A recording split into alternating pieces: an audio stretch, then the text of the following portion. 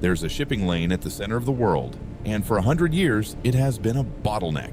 A choke point, a narrow scar cut across a thin strip of land in Panama, where every year, over 14,000 ships line up like cars at a toll booth, waiting their turn to squeeze through 50 miles of locks and lakes and carefully managed water levels just to get from one ocean to the other. Think about what that means in real terms. A container ship leaving Shanghai, carrying televisions, refrigerators, the shoes on your feet, has to sail south past Vietnam, past Singapore, across the Indian Ocean, around the Cape of Good Hope at the bottom of Africa, back up the Atlantic, and then, maybe, through the Panama Canal. If the lane is open, if the water is high enough, if the queue isn't backed up for days, it is the single greatest geographic inconvenience in the history of global commerce.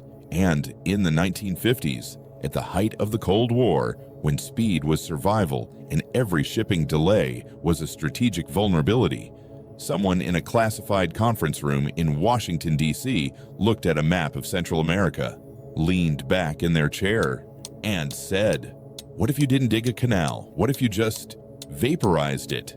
That is not a metaphor. That is the actual proposal that sat in the files of the United States Atomic Energy Commission under the program name Project Plowshare. And what I'm about to tell you has been buried in government archives for decades. Not destroyed, not redacted into oblivion, just filed away. In a drawer, waiting. The name Plowshare comes from the Bible, the book of Isaiah. They shall beat their swords into plowshares, a beautiful image of war becoming peace, of weapons becoming tools. And that is exactly the framing the Atomic Energy Commission used to sell this program to the American public in 1957. The pitch was simple, almost elegant in its audacity. The atomic bomb had ended the war. Now, they said, let the atom build the peace. Let it move mountains. Let it reshape coastlines. Let it do in seconds what human engineers would take decades to accomplish with conventional explosives and steam shovels. They called it nuclear excavation. They called it instant geography.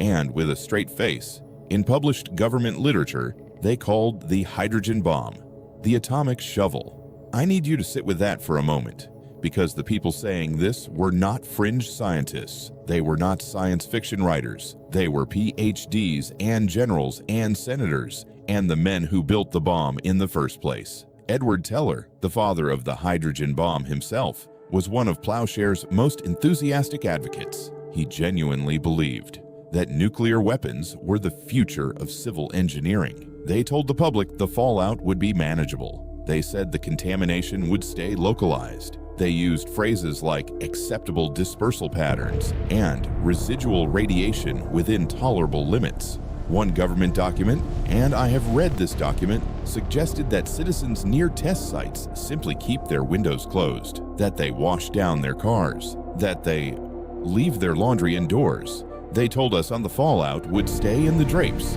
They were willing to gamble with the wind for a faster shipping route. Now let me tell you about the specific plan, the one that came closest to actually happening. The problem with the Panama Canal wasn't just the queue, it was the size.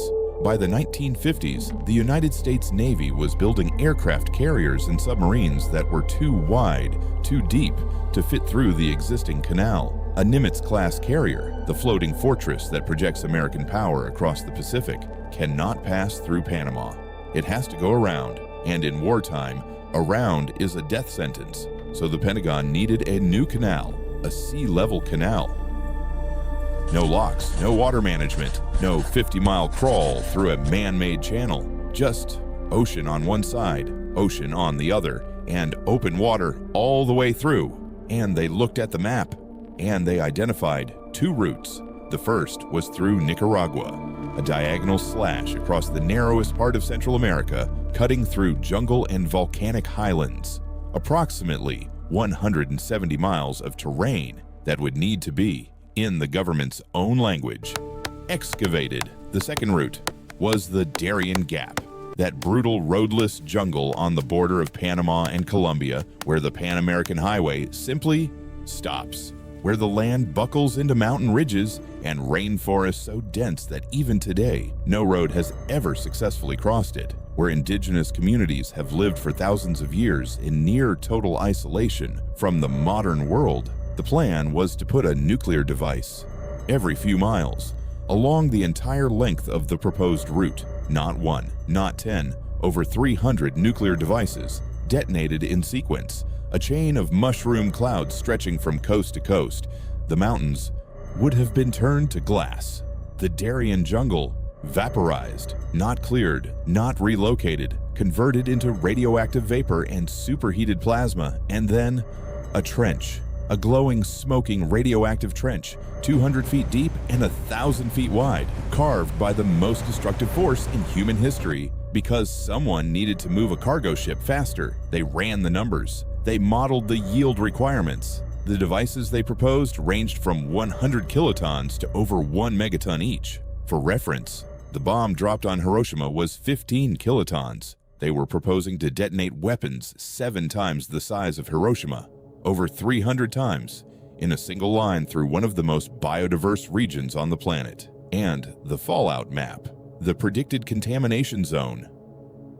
I want you to understand what predicted contamination zone means in practice, because the government language is designed to make it sound abstract, clinical, manageable. It means here is where the radiation goes. Here is where the cancer rates go up. Here is where the crops fail. Here is where the water is poisoned for a generation. Here is where you do not send your children to play outside. The predicted contamination zone for the Darien Gap route covered a substantial portion of northern Colombia and Panama. The trade winds, which blow west to east across Central America, would have carried the fallout east across the Caribbean, across the islands, toward Venezuela, toward Cuba, and, depending on upper atmospheric conditions, across the Gulf of Mexico, toward Florida. They knew this.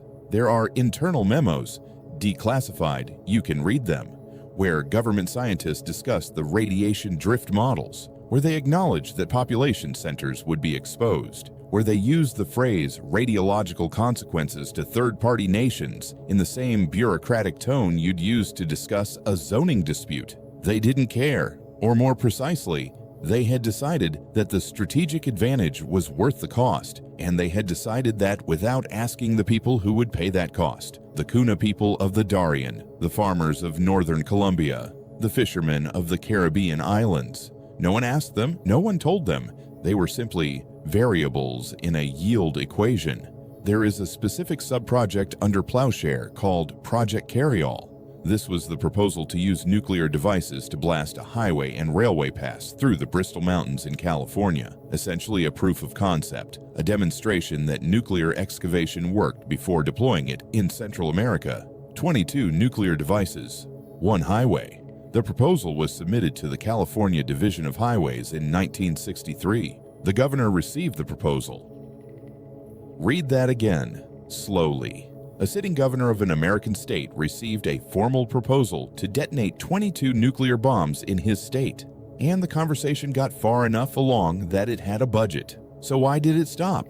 The official history says it was the Partial Nuclear Test Ban Treaty of 1963, which prohibited nuclear detonations in the atmosphere, underwater, and in space. Plowshare's architects tried to get underground detonations exempted. They lobbied, they argued, they submitted technical reports, but there was another reason, a quieter reason, one that appears in the internal documents if you read carefully enough. The canal would have been unusable, not for a year, not for a decade. For approximately 100 years after the final detonation, the radiation levels in the newly carved channel would have been too high for ships to pass through safely. The crews would have been exposed to doses of ionizing radiation that exceeded every known safety standard. The equipment would have been contaminated. The water itself would have been radioactive. They had designed a canal that no ship could use. The atomic shovel had dug a trench that glowed in the dark. And so,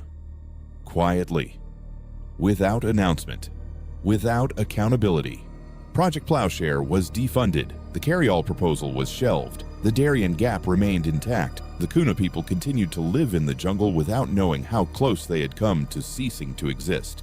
But the blueprints were not destroyed. The feasibility studies were not shredded. The yield calculations, the contamination models, the engineering proposals for reshaping Central America with 300 hydrogen bombs.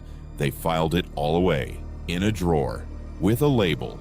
And the label says, Plowshare. These maps exist. The files are real. And the people who drew them have never faced a single consequence for what they almost did. Type atomic in the comments if you think they'd seriously consider this today. And subscribe, because next week we're pulling out the maps they really don't want you to have.